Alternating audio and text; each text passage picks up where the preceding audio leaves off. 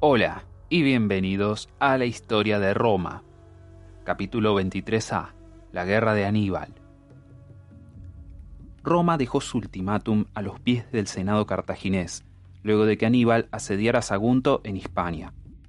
Si los cartaginenses no retiraban a Aníbal y cesaban su agresión, Roma declararía la guerra. Los cartaginenses no obedecieron a los romanos, y ambos bandos comenzaron a prepararse para la batalla. Los cónsules romanos de ese año, Sempronio Longo y Cornelio Escipión, padre del famoso Escipión africano, reunieron legiones con la intención de atacar simultáneamente tanto Hispania como África. Pero en Hispania, Aníbal hacía sus propias preparaciones que desharían por completo los planes romanos. Formuló una audaz estrategia para romper a los romanos por medio de una invasión directa a Italia. Los romanos estaban preocupados por los oportunistas galos en la frontera norte, pero jamás anticiparon una completa invasión cartaginesa. Aníbal juntó una fuerza de 90.000 soldados de infantería, 12.000 de caballería y 67 elefantes de guerra en Cartago Nova, y en abril del 218 a.C. comenzó una campaña que terminaría durando 17 años. Su primer objetivo era, simplemente, lograr salir de Hispania. Los cartaginenses solo controlaban la mitad de esos territorios, y la marcha hasta los montes Pirineos era algo difícil. Aníbal no tenía tiempo para asedios prolongados, y se vio obligado a asaltar directamente a las ciudades por las que pasaba, sufriendo con ello muchas bajas. Antes de pasar a lo que actualmente es Francia, Aníbal se deshizo de los elementos menos confiables de su infantería hispánica, y llegó a Galia con una fuerza de 50.000. En Roma no notaron los movimientos de Aníbal. Sempronio Longo estaba en Sicilia preparando una flota para la invasión africana, y Escipión estaba en el norte de Italia, también creando una flota, pero para el ataque de Hispania. Ninguno sospechaba que en meros meses ambos estarían luchando por sus vidas en las zonas más gélidas del Valle del Po. Escipión salió de Roma con 2 legiones, y luego de 5 días en el mar, llegó al puerto de Masilia, en el este del río Ródano, en Francia. Pero tan pronto como atracó, recibió noticias de que Aníbal no solo había salido de Hispania, sino que ya estaba en el mismo Ródano y a unas pocas millas de distancia. Escipión estaba choqueado ante esto, e inmediatamente envió un destacamento de caballería para investigar. De seguro encontrarían a Aníbal al oeste del río. Se inició una ligera escaramuza menor, pero sirvió para que Aníbal supiera que los romanos sabían dónde él estaba. Se movió a toda velocidad para cruzar el río de más de 900 metros de grosor, y tuvo que sortear al enojado ejército de galos en la otra orilla, que no querían dejar a este ejército extranjero en sus tierras. Pero Aníbal, dando las primeras pruebas de su genio táctico, tendió una trampa a los galos y los despedazó sin dificultad. Con el camino despejado, guió al resto del ejército en dirección a los Alpes, lo único que los separaba de Italia. Cuando Escipión llegó al campamento cartaginés, las fogatas seguían prendidas, pero los hombres ya se habían marchado. El cónsul decidió no perseguirlo, ya que llevaría sus legiones hasta territorio desconocido y hostil, para enfrentarse a un ejército que era muchísimo más grande. Con las probabilidades en contra, Escipión decidió mandar a las legiones a su objetivo original en Hispania, mientras él volvía a Italia para preparar la frontera norte contra la invasión de Aníbal. Continuarían con el plan de luchar la guerra en Hispania y África, pero Escipión sabía que la guerra estaba por llegar a un temprano punto decisivo y quería estar presente para asegurarse la victoria. El paso de Aníbal por los Alpes es uno de los eventos más famosos de la historia mundial, y por buenos motivos. No solo el pasaje de 15 días sucedió mientras caían las primeras nieves, haciendo que el paso por las cumbres se volviera difícil y si no imposible, sino que el ejército de Aníbal también tuvo que enfrentar bandadas de nativos hostiles. El pasaje ya de por sí era difícil en grupos pequeños, y Aníbal tenía que controlar a 50.000 hombres y un tren entero de provisiones guiados por animales. ¿Y mencioné que venía remolcando 67 elefantes? La pesadilla logística habría sido suficiente para disuadir hasta el más atrevido general que entretuviera la idea. Por todo esto, los romanos no podían creer cuando escucharan reportes de que un ejército cartaginés pronto saldría de entre las montañas. Aníbal luchó una batalla campal contra los galos cerca de las cumbres, y al descender se vio obligado a literalmente escarbar el paso de entre las rocas para que los animales de carga y los elefantes pudieran atravesarlo. Sus hombres pasaban las noches abrazados uno con otro en el suelo, intentando no caer muertos de cansancio y congelados. Los suministros eran pocos y el hambre era mucha. Pero a lo largo de todo esto, el magnetismo personal de Aníbal mantuvo al ejército unido. Al menos en buena parte. El ejército que emergió del otro lado de los Alpes estaba considerablemente disminuido. Entró con 50.000 y salió con solo 25.000 hombres. Una importante parte de esas bajas fueron víctimas de los elementos, un testamento a qué tan difícil era el paso, pero la mayoría es probable que hayan sido desertores. Aparentemente, hasta la fuerza de la personalidad de Aníbal tenía su límite. Aníbal pudo descansar brevemente a sus fuerzas, pero las 2 legiones que estaban en la frontera para defenderse de los galos estaban en camino, con Escipión a la cabeza. La guerra propiamente dicha no tardaría en empezar. Los romanos habían presionado por esta guerra y estaban ansiosos de enfrentar a los cartagineses. Pero al menos inicialmente, la Segunda Guerra Púnica consistiría en una increíble cantidad de derrotas para los romanos. La primera gran batalla se luchó en las bancas del Tesino, el más grande de los ríos tributarios del Po. Escipión, ansioso de luchar con los invasores, construyó un puente sobre el río y lo cruzó para encontrarse con Aníbal. En la batalla que siguió, los romanos igualaron sus fuerzas de infantería, pero la caballería fue totalmente inadecuada frente a sus pares númidas. Los romanos fueron flanqueados y expulsados hacia el puente. En la retirada, el mismo Escipión fue herido, y fue salvado por una esclava, o, como cuenta Tito Livio, por su propio hijo de 18 años, Escipión el africano. Que el joven Escipión haya salvado o no a su padre es discutible, pero no hay duda de que estuvo presente en la primera batalla de la guerra, que él mismo terminaría ganando 16 años después. Los romanos cruzaron el puente y lo prendieron fuego para que los cartagineses no lo siguieran.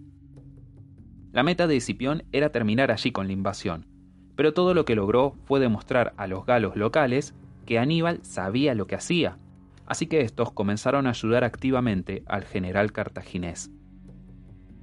Escipión volvió a su base al otro lado del río Trebia, que corre de norte a sur, y solicitó refuerzos. Aníbal no aprovechó inmediatamente su ventaja, sino que tomó ese respiro para aprovisionar y descansar a sus tropas y para aceptar a los refuerzos galos en sus filas. Sempronio Longo volvió de su aún no lanzada invasión y ordenó a su ejército al norte para unirse con Escipión y enfrentar a Aníbal. Pasaría más de una década para que los romanos volvieran a pensar en invadir África. El siguiente mes llegaron las fuerzas de Longo y se combinaron con las tropas presentes. Escipión estaba reacio a encarar a Aníbal luego de ver sus habilidades en el campo de batalla. Pero Longo, impaciente y pensando que las heridas de su colega era lo que en realidad lo hacían evitar la batalla, ordenó que las legiones se encontraran y destruyeran a los cartaginenses. Ya era diciembre y el clima había empeorado. Viento, granizo, nieve y lluvia se combinaron para hacer las peores condiciones imaginables. Es el tipo de clima que te quita las ganas de ir al trabajo, de hasta revisar tus mails, y ni hablar las ganas de pelear una guerra. Pero Sempronio Longo estaba decidido a terminar con las invasiones antes de la próxima elección consular. Y como fue en el caso de Régulo en la Primera Guerra Púnica, la presión por presentar batalla nacía más de una especie de vanidad personal que de un cuidadoso cálculo. Aníbal engañó a los romanos con facilidad, manipulando a Longo para que luchara la batalla en las peores condiciones posibles. Captando que cambió el liderazgo y la impaciencia del cónsul recién llegado, Aníbal llevó a los romanos a una trampa. Temprano en la mañana, en un día particularmente horrible, Aníbal envió un gran contingente de caballería a atacar el campamento romano. Tan pronto como aparecieron, Longo mandó al grueso de su infantería en persecución. Esta decisión impulsiva dejó a los romanos sin algo que Aníbal planeaba negarles: un buen desayuno. Los romanos básicamente saltaron de sus camas para cargar contra el enemigo. Junto a su hambre, Longo ordenó que cruzaran el Trebia, que en diciembre es un río crecido y casi congelado. Al llegar del otro lado, encontraron a Aníbal a la cabeza de un ejército seco y bien alimentado. Y como si esto no fuera suficiente, Aníbal había escondido a unos 1000 hombres de caballería detrás de unas rocas sobresalidas en la costa. Los cartaginenses alejaron a los empapados romanos del río y tan pronto como tuvieron suficiente espacio, Aníbal mandó a las tropas escondidas contra la retaguardia romana. La batalla fue un absoluto desastre para Roma. Lo único que les permitía salvar algo de dignidad fue la incuestionable superioridad de las legiones como combatientes. Algo de 10.000 soldados lograron atravesar la línea cartaginesa y huir a la ciudad de Placentia, pero el resto del ejército fue destruido, atrapados entre las líneas cartaginensas o intentando volver a cruzar el Trebia. Sempronio Longo apenas escapó con vida, pero su reputación murió en esa batalla. Ahora, Roma estaba entrando en pánico. Según los rumores, los cartaginenses inundarían la ciudad en solo unos pocos días, y nada podía detenerlos.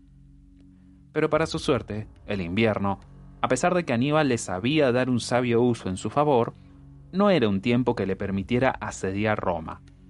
Además, sitiar Roma no era lo que Aníbal tenía en mente. El ejército cartaginés preparó sus cuarteles de invierno y la guerra se detuvo hasta la primavera siguiente. Con la llegada de otra temporada, los romanos reunieron nuevas legiones y las mandaron a la frontera para prevenir que Aníbal avanzara más al sur. El cónsul mayor de ese año era Gayo Flaminio, un popular líder plebeyo cuya única falla era una actitud rebelde que le ganaba la antipatía de la aristocracia, o según algunos testimonios, la antipatía de los mismos dioses de Roma. Cuando Flaminio fue elegido en el 217 a.C., no volvió a Roma para atender a las ceremonias religiosas del paso de gobierno, lo que habla sobre el noble desdén que tenía por las costumbres de los poderosos, o sobre su tonta irreverencia que despertaría la furia de los dioses. Fuera por suerte, estupidez o la activa intervención divina, Flaminio estaba a punto de llevar a las legiones a su más grande derrota. Una derrota que sacudiría desde lo más profundo a Roma y los dejaría enloquecidos de miedo. Por suerte para el legado de Flaminio, la batalla del lago Trasímeno tendría el mote de la mayor derrota de la historia de Roma por solo un año, y el fracaso de Flaminio sería eclipsado por la incompetencia aún más grande de Varrón en Canas. Apegándose a una estrategia de elegir las rutas más difíciles para sorprender a su enemigo, Aníbal comenzó el 217 a.C. marchando a través de un pantano. Los romanos tenían los caminos vigilados, así que Aníbal simplemente no siguió esas vías. La penosa marcha de 4 días a través de las pantanosas aguas fue una experiencia miserable, y en muchas formas terminó siendo más difícil que el cruce de los Alpes. Literalmente, no había suelo seco en ningún lado, y dormir consistía en sentarse en el agua sucia e intentar no ahogarse. Aníbal cubría la retaguardia, montando en un elefante, y obligando a su tropa a entender que el único camino a seguir era para adelante. El general compartió el dolor de sus hombres. Sus ojos fueron cegados por una infección que llevaría a que perdiera uno de ellos. Pero gracias a la complicada marcha en el pantano, Aníbal logró su meta y aventajó a los romanos. Ahora estaba en el corazón de Etruria, y ningún ejército se interponía entre él y Roma. Flaminio no tenía dudas de que Aníbal quería marchar sin obstáculos sobre Roma, y comenzó marchas forzadas para alcanzar a los cartaginenses. Pero Aníbal, como dije, no tenía la intención de atacar Roma, y sí tenía planeado atraer a Flaminio a una trampa, eligiendo el lago Trasímeno como el lugar ideal. el lago Trasimeno está a unos 240 kilómetros de Roma, y su banco norte choca con unas empinadas colinas. Aníbal colocó a su infantería en la fina franja de tierra entre las colinas y la orilla, y esperó que Flaminio viniera cargando por la angosta entrada al banco norte. En las colinas alrededor y encima del lago, Aníbal escondió su caballería y a una buena porción de sus fuerzas terrestres. Cuando Flaminio llegó, pasó por la estrecha entrada sin pensarlo, con la única intención de enfrentar a Aníbal. Pero tan pronto como sus fuerzas entraron, la caballería cartaginesa apareció y cerró esa entrada, atrapando a las legiones. Flaminio fue totalmente sorprendido y apenas se daba cuenta de que estaba peleando en dos frentes cuando el resto del ejército cartaginés llegó cargando desde las colinas en lo alto. Los romanos no tuvieron oportunidad. De los 40.000 que entraron, se estiman que 30.000 fueron asesinados o capturados, incluyendo al pobre Cayo Flaminio. Muchos se ahogaron en un vano intento de nadar lejos de la masacre. Aníbal se paró entre medio de los muertos y quizás se preguntó cómo era posible que los romanos hubieran conquistado tanto. Seguro, eran fuertes, pero por lo que había visto el último año, eran tan sabios como un ladrillo. Claramente, para derrotar a los romanos, no había que superarlos en fuerza, sino en inteligencia. Aníbal ahora tenía a Italia en la palma de su mano, pero todavía faltaba para que llegara su golpe de gracia. La próxima semana comenzaremos con el peor desastre en la historia militar de toda Roma, la batalla de Canas. Los romanos, impactados por la sucesión de derrotas a manos de una pesadilla nacional llamada Aníbal, terminarían catatónicos al escuchar lo que le pasó a las legiones en Canas.